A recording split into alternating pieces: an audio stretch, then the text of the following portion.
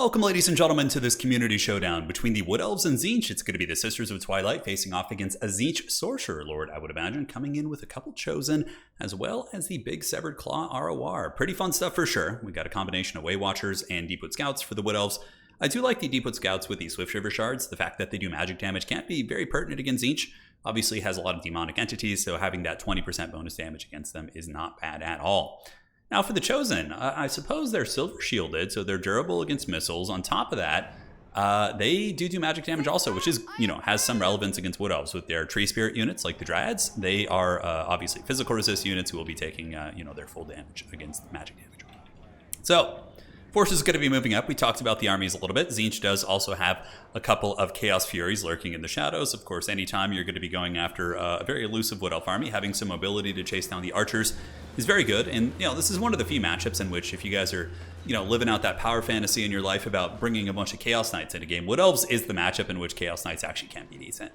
Most of the Wood Elf infantry are lightly armored, so they can kind of ram them down pretty well with support and definitely cause some big problems. So let's see what the Bad Manticore can do. He does have his bad boys out on the round the flank. He did use his Protoss shields to absorb that initial damage.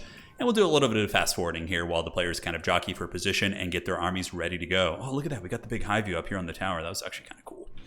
But Sisters of Twilight, probably just going to be sniping the Sorcerer Lord. It looks like one Fury wanted to go in there and explore, but was able to kind of find the Deepwood Scouts, or at least now knows that they're there. But both Furies are going to be regenerating shields and are in decent shape. So no serious casualties on either side yet.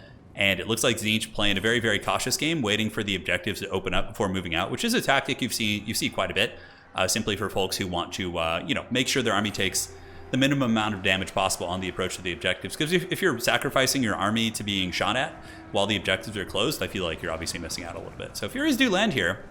Not bad, but Wood Elves have decent peeling. Glade Riders with Spears are a pretty cost-effective light cav unit, and they are going to get in here and pound these down. Granted, the Furies are certainly feasting on the other unit. Those are Way Watchers too. That is actually really, really good value for our Tzeentch player here. And Chaos Knights also pushing. So we do see some Chaos Knights of Tzeentch and some Spears and Screamers. Screamers probably going to be trying to tie down the Glade Riders, while the Chaos Knights try and go balls deep through the opening here in this formation. So yeah, it looks like they're going to try and get through. And Chaos Knights are just hands down one of the coolest units in the game. Look at these big armored beasts. And there they go, Sword and Board variant. I do like that. I think the Sword and Board variant, I've been playing with Lances and with the Sword and Board, and the Sword and Board still does a ton of damage on the charge, and they're so much better in sustained combat. Their stats are just exponentially better, so I really do like that. But so far, the Chaos Knights have been pretty problematic, getting into the backfield while the Screamers tie down the peeling units. Over here, the Tzeentchian army is on the way in, and they really haven't taken that much damage. Wood Elves look to be getting pressed a little bit here, so I'm curious to see what their response is going to be. Now, Sisters of Twilight on their Eagle. What are they shooting right now? Looks like they're just picking off Chaos Knight models, which isn't bad. There appear to be some magic going down. Golden Hounds of Gehennas? What the hell is this? So we have a Chaos Sorcerer Lord of Metal, so he does have the bombardment spells. He's got Golden Hounds as well as Searing Doom to try and mitigate the effectiveness of some of these archers here. But obviously, Tzeentch Chosen going to be having a field day. Look, they get the Glittering Robe. Talk about overkill. 180 armor. It's a little much, but, makes him very, very tanky. And the Chosen of Tzeentch should honestly be able to win against the Blade Singers as well as these Eternal Guard if they have proper support here. We get more Chaos Furies of Tzeentch diving into the backfield, and the value's looking pretty even as the Chaos Knights on this side starting to get worn down a little bit. We do have Way Watchers back here who, of course, are massive armor-piercing missile pieces, and they're just shooting into the backs of these Chaos Knights, which means their shields aren't going to be relevant. And for some reason, the Chaos Knights are embroiled in combat versus the Eternal Guard. What they want to be doing is this, turning around, going after the Way Watchers, because there's really not a whole lot back here to protect them and just having a good old time. Now, what is the Severed Claw doing? Severed Claw seems to just be hanging out. Definitely want to get those guys in combat. Here we do see the Blade Singers bounce back to deal with the archers, but the Chosen of Tzeentch not getting a ton of value because they're just fighting chaff, but still, they're going to be a problem as they do move into the backfield here. Looks like there's going to be a Dwellers below, I would wager, from the Wood Elves. Let's see what it is. You have the Lifecaster right there, and a big Erect Dwellers as the Earth rises up against the Forces of Chaos. And now they're going to be embroiled in battle here versus the Blade Singers. Kind of an interesting fight. I don't know who would win in a straight battle. Blade Singers definitely hit pretty hard. I don't know, it's something to test out, but in this case, considering the Dwellers, the Blade Singers are probably going to end up winning that fight.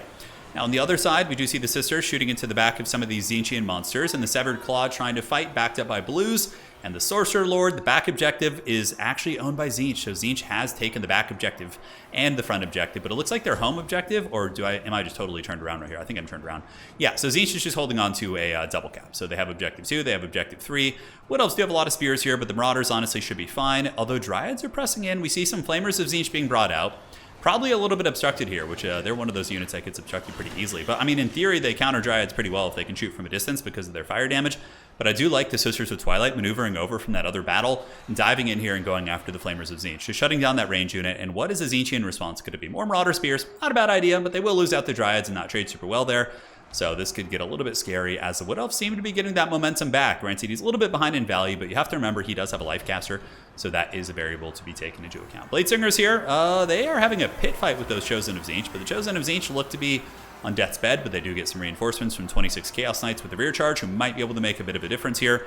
You do see Glade Riders as well as Eternal Guard piling in, so overall Wood Elves might be able to take this kind of microcosm of a battle here, but this objective is going to be held onto by Tzeentch. There's Blues, there's Spawn, there's the Severed Claw, who's pretty much full health, and the Chaos Sorcerer Lord. But Wood Elves don't necessarily have to play that game. I mean, this position isn't very mobile. We have a foot-based Caster Lord, we have Spawn of Tzeentch, we have some Halberds, which are very slow at 32 speed. So the Wood Elves, I would just say, get some missiles maybe and casually poke this position and then just play these other two objectives, which seem to be going very well for you. Now, in the recent patch, and by recent I mean several months ago, we're talking creative assembly timeline here, the War Dancers are going to be able to buzzsaw through these guys if they do rear charge, and looks like they're finally going to be getting in. And yeah, War Dancers will basically counter most Marauder infantry. They got a cost reduction is what I was going to say, and they also got, I believe, a little bit of a stat buff as well, so they certainly do some work. Wild Hunters of Kurnus on the way in. We do see the Screamers chasing the Sisters of Twilight. Very cool stuff, seeing them kind of juke out these demons and using their arrow attacks to drag them down. And if they do land on the ground, the Wild Hunters of Kurnus will be at the ready. You can see they're trying to wait for him to land on the ground. And now the Screamers are going to come in. They were successfully baited here. And now we have the big Wood Elf Christmas charge. The Wood Elves get in there, fold up a lot of those demons. And now Tzeentch has taken control of the top objective here, ladies and gentlemen. Very, very close game on points. Tzeentch does own this objective, and they own this one. So the Wood Elves have not been able to flip this back objective yet. We see some Spawn on the way in.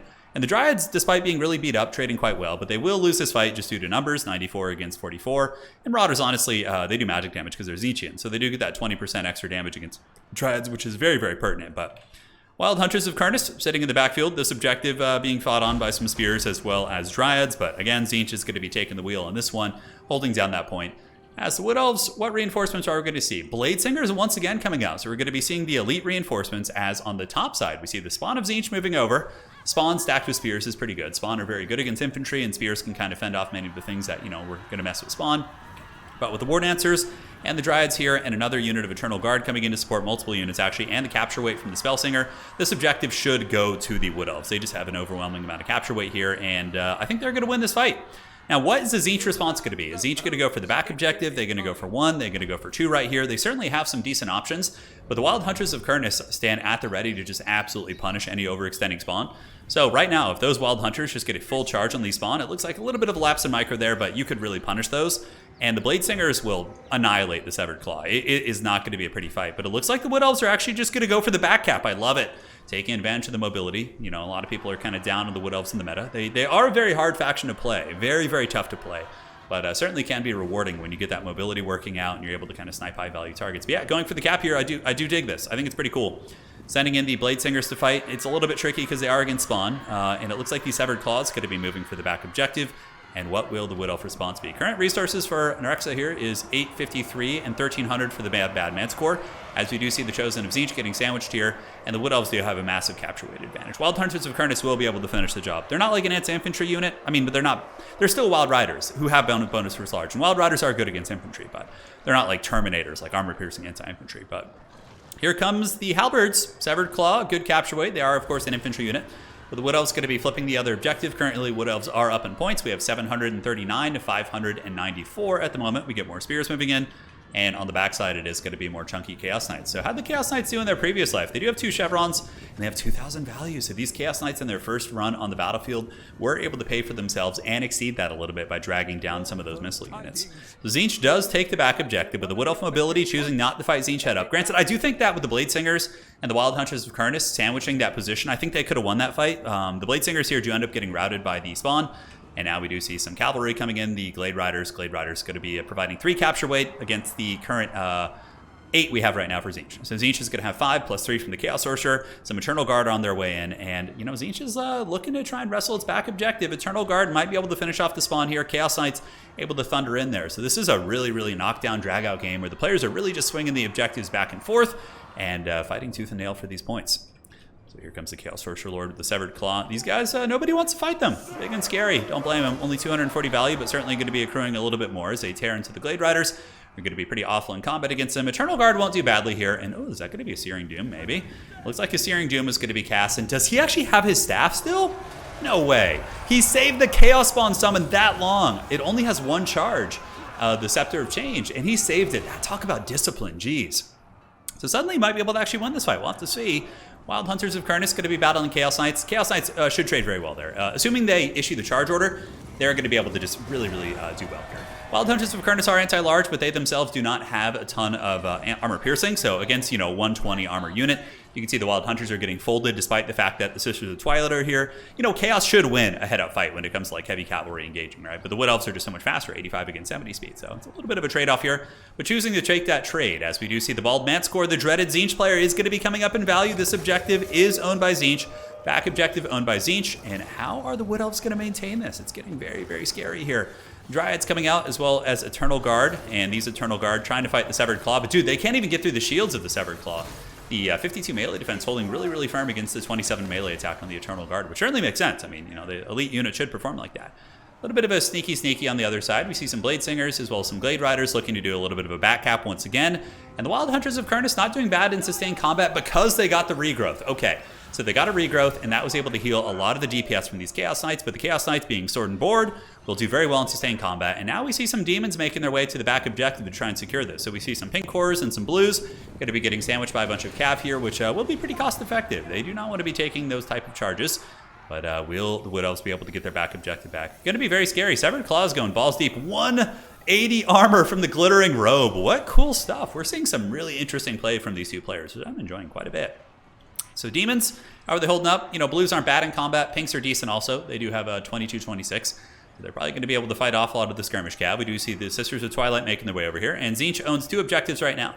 They will win on 2 objectives at this point, but they have to be careful not to let the Wood Elves cap again. If the Wood Elves are able to kind of ninja another objective, it could become a situation where they need to get a triple cap, which against the Wood Elf mobility might be very precarious. So here, Wood Elves do have the capture weight. Those Dryads we saw moving up, those Eternal Guard and more Dryads are going to be giving a pretty big capture weight advantage, as the Sisters of Twilight do use their Eagle Quiver, yes, to try and pick off some of the Chaos Knights. And it did do a decent job of it. Those Chaos Knights did get mangled a little bit.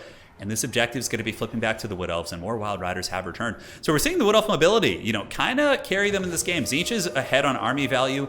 Granted, healing is something to be taken into account, but the same could be said for Tzeentch because of their shield healing. So you really, really have to kind of look at it from both sides there. Eternal Guard fighting on the point. That one's going to be taken. The Wood Elves got 2 cap now, guys. This is very scary. Tzeentch might want to just start playing like they need to get this objective quick. They need to get something very, very fast. Granted, the Severed Claw as well as the Chaos Sorcerer Lord might be able to get this objective eventually if they're just kind of left to their own devices there. Granted, some Eternal Guard could just kind of plop down here, make that very, very tough. Severed Claw, barely taking any damage whatsoever. We do see the Sisters of Twilight running away, but they do probably have the Conjoined Destiny, so there's a chance that they could just get their fat heal and heal back up to almost full health, but it looks like there's going to be a regrowth. Nope, Conjoined Destiny is active. Okay, so now they have 14 seconds, so basically they need to be killed in the next 14 seconds. Oh my god, this is so close. And they're down. Well played. The Tzeentch player does get the kill there. But guys, you can see the Wood Elves are running interference, basically sacrificing Wild Riders into the enemy army to try and get a bit of a points lead, at which point the Wood Elves are going to Helm's Deep on the back objective. So we see Blade Singers there. We see Eternal Guard moving. This is totally going to be turning into a Helm's Deep soon. And Wood Elves are, yeah, they're just scrapping, trying to hold on to these points. They do have these Dryads. They have a fairly healthy unit of Eternal Guard here. It's a little bit hard to see. They kind of blend in with these guys. But this is going to be a Helm's Deep situation, which is going to be super tight. The Wood Elf Cavalry might come back. It looks like right now these Wild Riders are broken. Wild Riders are a horribly overcosted unit. Compared to like Empire Knights and different units like that, too, they cost like 1,000 or 1,100 or something like that. They should really cost like 100 less gold on each variant. Then I think they'd be fine. They certainly hit very hard, but they definitely shouldn't cost as much as like a Knight of the Blazing Sun or like a Reiksguard Knight, which are just exponentially better. They do the same amount of damage. They're heavily armored. A little bit slower, sure, but like not that much slower. Most of the heavy cav got speed buffs in Game 3, so they kind of lost their individual thing, which was their massive speed advantage they had over some of those units. So back objective is kind of flipping, guys, getting very, very cagey. We get Eternal Guard and War Dancers on their way over here, and the Blade Singers, unfortunately for the Wood Elf player, do break. And is each going to be able to find their way into a triple cap here? Those Wild Riders retreating. Spears trying to hustle up to the point to the best of their abilities. We see the spawn, we see the blues, and they're going to get there. I think it will mitigate the capture weight or at least slow down the cap. They do get it, and now the Wood Elves have the capture weight once again as the Eternal Guard pile in to fight the spawn of Tzeentch. We get War Dancers on their way over, and this back objective, he's desperately trying to hold on the Eternal Guard, mitigating what capture weight they can. So too will these Dryads, and that might actually be enough capture weight to outhold them here. This is getting really close, really, really close. Back here, we do see the Spell Singer of Life being surrounded by a bunch of the Popcorn Men. The little Popcorn Bandits there are going to be able to battle these units. And man, oh man, absolutely scrappy as we do see the Deepwood Scouts maneuver across, trying to get a little bit of Overwatch support fire to drag down some of the Screamers, maybe let the War Dancers advance up. This objective is pretty close to flipping. All the objectives are honestly really close to flipping here. The Wood Elves basically just have to go all in on Objective 3. That's all they have. Wild Riders here, 22 models, but they're effectively killing a lot of the blues, and the archers are going to get there, and they do save the capture weight as we see Glade Riders maneuvering to this point, guys. And we have, man, it is so close, 1,400 points. Marauder Spears coming in, going to be a little bit problematic for sure to deal with. Granted, the Eternal Guard are dragging down the spawn units, and I think the War Dancers will be able to cut through these demons in the back and eventually get up to the point. So the Wood Elves probably will be able to hold on to this. Currently, we only need to see about 90 more seconds here. So a minute and a half, the Wood Elves need to hold on to this. But in Total War Warhammer, a minute and a half is a long time. It's not like other RTS games where, like, you know, things can get there super quick. The units usually move a little bit slower. And yeah, the pacing is very different. But they, I think, got this, guys. Yeah, more cav coming out. Deepwood Scouts just kind of pulling back whilst keeping their capture weight on the point. War Dancers get up. Those Spawn of Tzeentch are just such monsters. Like, even fighting spear units, they seem to just trade so incredibly well. So capture weight's looking dangerous. We see the Chaos Sorcerer moving his way over, and the Severed Claw might as well hustle over there, to be honest. Every little bit counts. I think you would want to pull everything here to just try and get to this point. We see more spawn on their way in. The Wood Elves do get the War Dancers on top of the Marauders, and the Wood Elf Cavalry get around the side. They shut down the pinks or the blues, and the shooting is going to be offline for now. Eternal Guard providing good capture weight. And ladies and gentlemen, I don't think there's going to be enough time. The Spawn and the Chaos Sorcerer Lord are on their way over, but we saw a case where the Wood Elves were outvalued, but with their mobility and some really elusive tactics, kind of playing how they do in tabletop to an extent, right? Like Wood Elves would often, you know, force you to overextend, shoot some units, do all that kind of good stuff. And yeah, there go the War Dancers, man. Simply not going to be enough time as we see the epic bump and grind here at the end. Good night, sweet prince. GG, well played. Fury's coming out, but it is too little, too late. GG, well played. What a great game. Love that one, man. That was really fun. You don't get to see Wood Elves too often. You don't get to see them too often, but they held off the Chaos Knights and the Armor of Tzeentch. Tzeentch build was badass too, like Chosen, Severed Claw. The Caster Lord, I wonder how he really was. I can't help but think if Tzeentch had one of their chickens or something, could have been a little bit stronger, but overall, Chaos Knights, 4,000 value. Damn, dude, that's off 2 summons, so they got 2,000 a pop. The Wood Elves, Wild Hunters did okay. The Bladesingers did perform. They were able to cut through some of those Chosen when not much else in the army could, so certainly worked out. GG, well played. Hopefully you guys enjoyed this one. We'll be back with more replay soon, and that is it for tonight.